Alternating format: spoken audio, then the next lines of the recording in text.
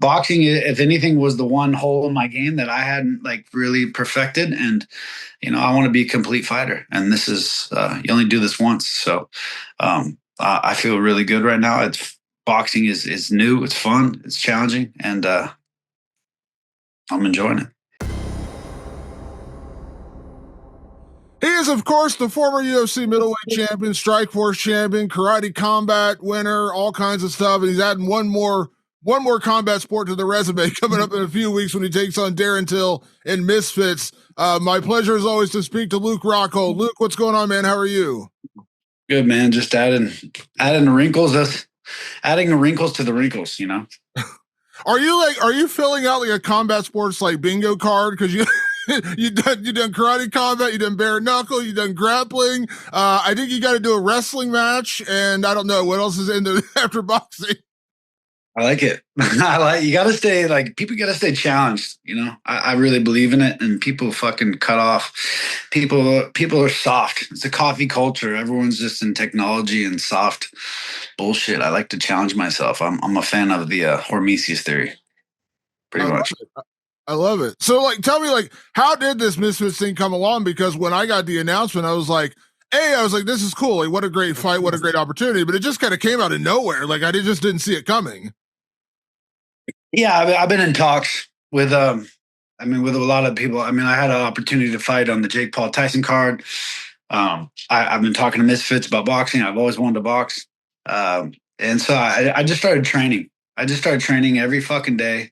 And I knew because it was like a 6-week deal before the Tyson Paul fight, and I just wasn't in shape, wasn't ready. And opportunities are coming up; they come quick. And so just be ready, be in shape, and put it out there, and shit happens. So I've been putting it on, I've been putting it in, and this is it, man. I think boxing, if anything, was the one hole in my game that I hadn't like really perfected. And I want to be a complete fighter, and this is you only do this once. So I feel really good right now.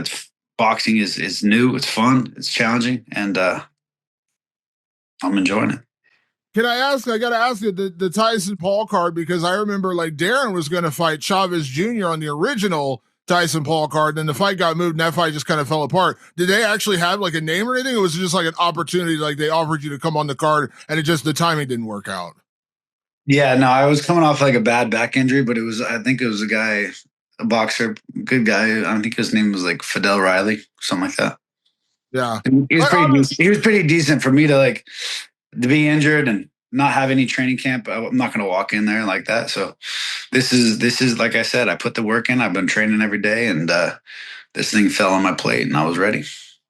What do you make? We've seen a lot of the MMA guys cross over and try boxing, and you could argue Francis, he had that first fight with Tyson Fury, came really close to winning, really close to winning. And then a lot of the guys have gone over and, they've been outsized by Jake Paul. I don't know they're necessarily worse than Jake Paul, more that Jake Paul outweighs them by 20, 30 pounds a lot of times. Not saying he's not skilled, but so I'm curious, what do you make of this, and how much of a challenge is this for you? Because let's be honest with Luke, this is hamstringing you.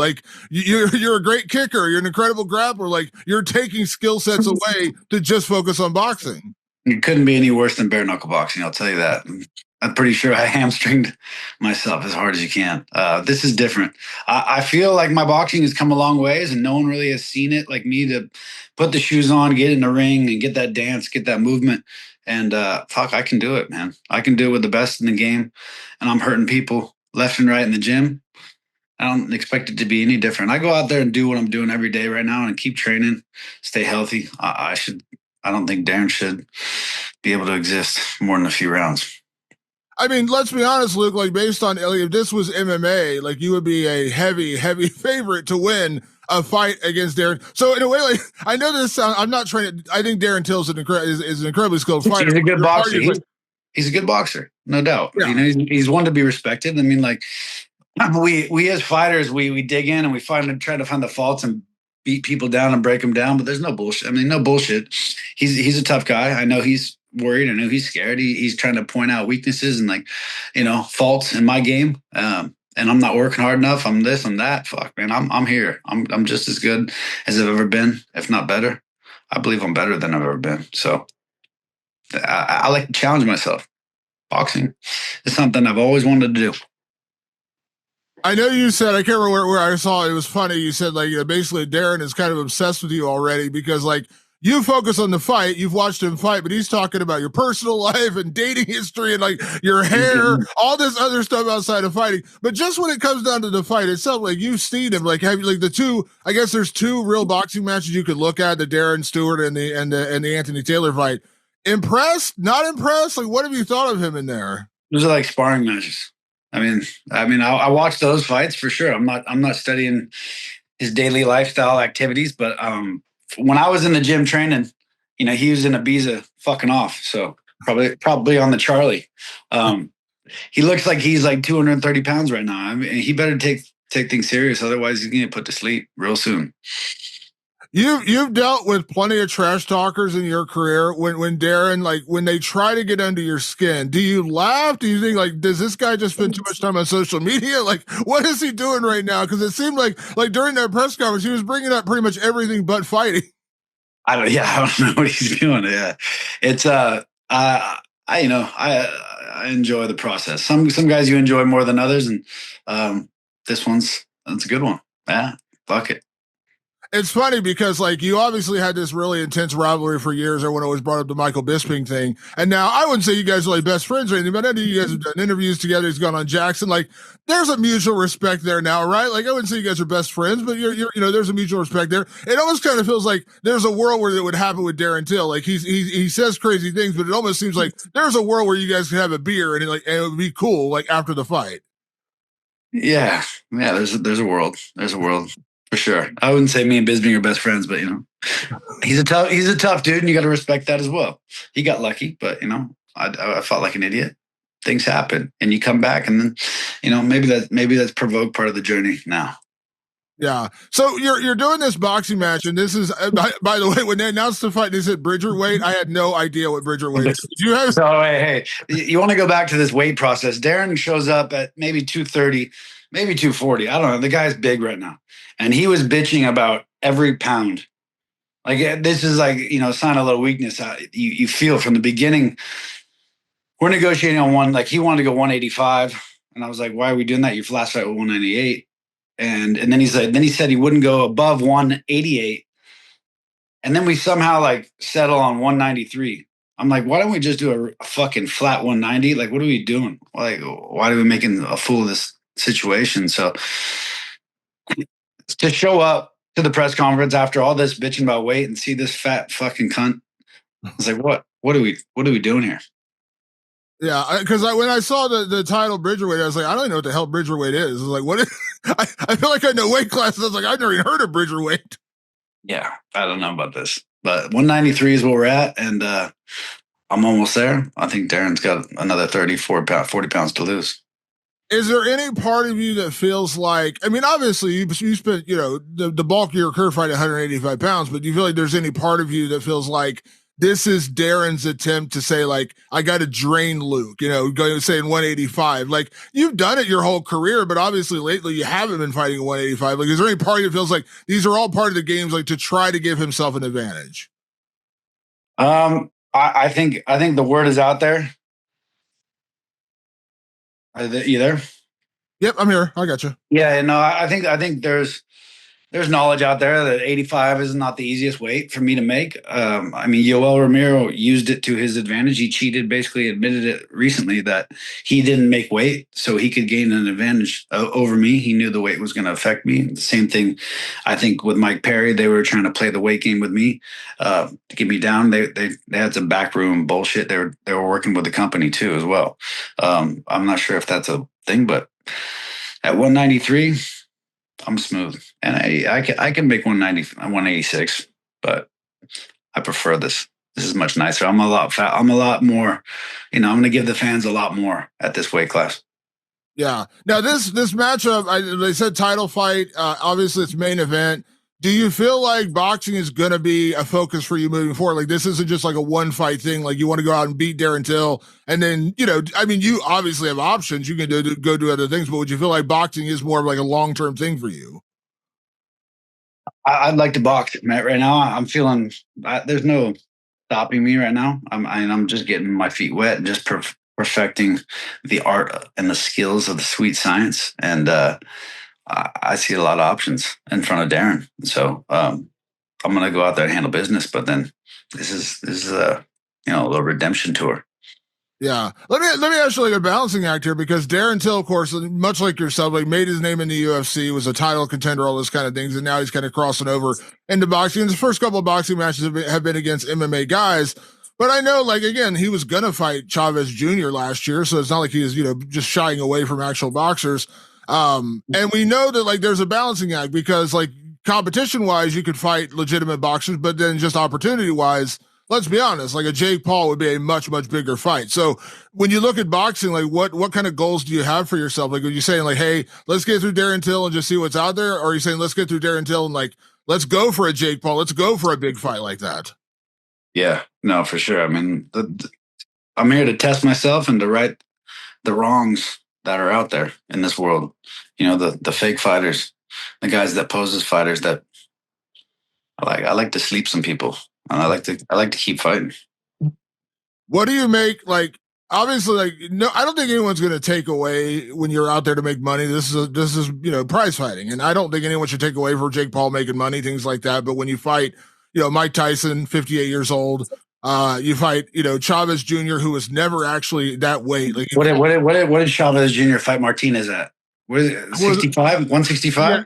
I think it's 165. I think that's where he spent most of his career, is 165. I mean, so that's. I mean, Jake. They're not setting up fights. Jake's not setting up fights, but he picks his guys very wisely. Everything he does is very systematic. But he's coming to a point where he thinks he's getting better. He's going to have to fight somebody real. And there's 2 middleweights fighting here pretty soon. 2 guys, but just about his size that can hang. Yeah, I think that's like, I mean, Mike Tyson, that's 58 years old. I don't care how good Mike Tyson was. He's 58 years old. Let's just be honest about that. But I think that's been the biggest, I think that's really, you beat Nate Diaz, great. Nate Diaz is a lightweight. Like, that's just the reality. Like, he's not fighting guys. You're his size. You would actually match him size wise, which I think is, let's be honest. Like, I think that's why people are like, what are you doing, Jake? Like, you got to fight guys who are at least your size. It's coming to a point, and that's why we're here. I think a lot of us obviously understand the situation, and this is it. I want to go handle business. I'm working. I got all hands on deck. I'm here for the fight and nothing else but the fight. Darren, like you said, missing track days, missing this, missing that, doing his intel. He needs to worry about himself, because I'm gonna be bringing the fight like I've never fought before, and like he's never faced. I'm gonna bring it to him, put him down. I love it. Real quick, I got to ask you, Luke, because you obviously did that karate combat fight last year, which is an incredible win over Joe Schilling. Tough fight. Day 1 karate combat. You go out there and knock out a kickboxing legend in Joe Schilling. You were signed with GFL. Now, we kind of all know what happened there. You were going to fight Chris Weidman. You're going to do the rematch. I talked to Chris. Of course, Chris is very excited about it. He's always wanted to fight you again. And then it kind of fell apart. It seems like it's dead in the water, but what was your reaction with the way that whole thing played out with GFL? I was getting paid, man. I was taking nice paychecks monthly. I kind of knew, we as my management team, Rich and Dave, we talked, and this thing wasn't really going to come to fruition. I mean, you could see the paychecks. You're talking 7-figure paychecks for people that never been UFC champion, multiples. I mean, that's not a sustainable business. You can't keep that up. So I used it as motivation to train and to get paid, and to stay in shape for these opportunities. So I kind of expected what was to happen. But your check's cleared, right? Like, you did get paid. Check that box. I think the reality is, Luke, let's be honest, like we need more competition in the sport. Like, we remember like thriving days of when Strikeforce was doing well, and I think even Bellator to a certain extent. And listen, UFC is the biggest. No one's going to deny that, but we need these opportunities. So I'm sure like there's party that's like wishing that GFL at least, stuck around for a little while, because it's going to give guys opportunities because not everyone can fight in the UFC. It's just the reality. Not everyone's going to be there. Yeah. Yeah. It's a tough business for sure. The more opportunities, always better for sure. And GFL you just need somebody more that's got their shit together. You can't be too ambitious. You can't come out of the gates throwing money around like that when the market's not doing well, Yeah. But it sounds like you went in with eyes wide open, though. It doesn't sound like you were one, like, because I heard a lot of people were pretty upset, and I understand you made promises, you signed contracts, but I was skeptical from day one. It sounds like you kind of went in with your eyes open of what was actually happening over there. There wasn't one conversation I had with my managers that wasn't like a skeptical. Just enjoy the money, do this, do that. I was like, I didn't even really want to do interviews because I just knew it was bullshit. People, like, they had that big that launch thing, right? That were the draft. They tried to get me on there. I was like, it's not it. Yeah. Get the money. People are hopeful, people saw these big paychecks and they were just like, oh, like, they just wanted to believe it was real, but people need to have more reality. Yeah, it sucks though, because like I said, you hate to have all those promises made and promises broken. But as you said, you kind of knew from the beginning what was actually going on over there. I don't know that everyone did, and I'm like, how did you not know? Yeah, no, 100%. You ain't paying these guys that much money. Yeah. I joked about filling out the combat sports bingo card. You obviously are doing boxing now, and it sounds like boxing is going to be your focus. Are you still open for business when it comes to other opportunities? Though, like, you did karate combat, that was kind of out of left field. Obviously, I know Bare-Knuckle was kind of left field. Like, is MMA still something you even care about that much, or is it just like now with boxing? And I assume Misfits is paying you well. Like, is that an opportunity where you don't necessarily have to do MMA? I don't have to do anything. I mean, I do well. I got a lot of good investments and I got some money, but I'm not rich by no means. So it's get rich or die trying. That's what life is. That's what the game is. And so, but I love fighting. We all know like what's on the table. You beat a guy like Darren, you put yourself in the running for the big fights. There's big fights right there. To pass up those big fights, winning this, it's like, why the fuck would I go back to MMA? There'd have to be a big opportunity and big reason. So there'd have to be title implications and that'd have to be big money. Yeah. And I remember talking to some of the guys who even did Bare-Knuckle, like the guys who were just like, and the wear and tear on your body when you're just training for boxing or kickboxing even is so much less than what you put your body through for an MMA camp. And I'm sure, obviously you've dealt with injury, your shin injury, very famously, you had really that nasty shin injury, other injuries. I imagine your body's healthier when you're not having to go through wrestling and grappling 4 or 5 times a week. Yeah, no, there's a lot of things that need to heal up and they're back to healing up. One thing that I would do, I think is way more badass and not so fucking stupid because you can't gauge distance in bare knuckle boxing is I would do bare knuckle kickboxing. I would fucking rematch Mike Perry and put him to sleep. I don't think he wants that, but there's no way to gauge distance in bare knuckle boxing, and they got metal ropes, so you're just bouncing in and out. Bare knuckle kickboxing, I think there would be actually some technique to it, and I think that would be badass. That would be a real fight, and that would be fun. I'd fuck somebody up in that. Yeah, that would be. It's funny. Everyone's tried. Would you rather watch bare knuckle boxing or bare knuckle kickboxing? Come on, bare knuckle kickboxing. Think about it, like head kicks and that. Like it's just it feels like a fight. I know it sounds like a weird way to say it, but yeah, it's like bare knuckle boxing. Bare knuckle boxing is not a fight. I realized I wanted, and I was like, I'm not losing my fucking teeth without using everything I've worked for my whole life. People are fucking dumb. That's a dumbass sport. Metal rings that you just hit and you throw you back into the brawl. There's no way to gauge that distance in it. It's like who's willing to lose their face first for fucking nothing. And so, bare knuckle kickboxing, then you got to have some fucking balls and some technique. Yeah, it's funny you say that because like people have tried bare knuckle MMA, bare knuckle boxing. Why not bare knuckle kickboxing? Why not throwing that one other weapon on the feet? You know what I mean? You fucking badass.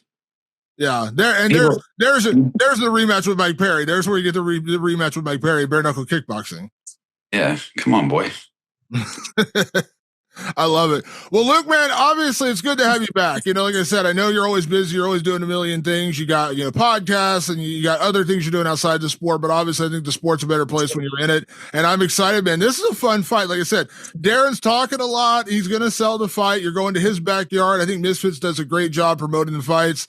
And I think this is fun, man. Like this feels like a big fight. Like this feels like exactly what your entire career has been built around, which are big fights. Exactly. That's what I like. That's what we're here for, right?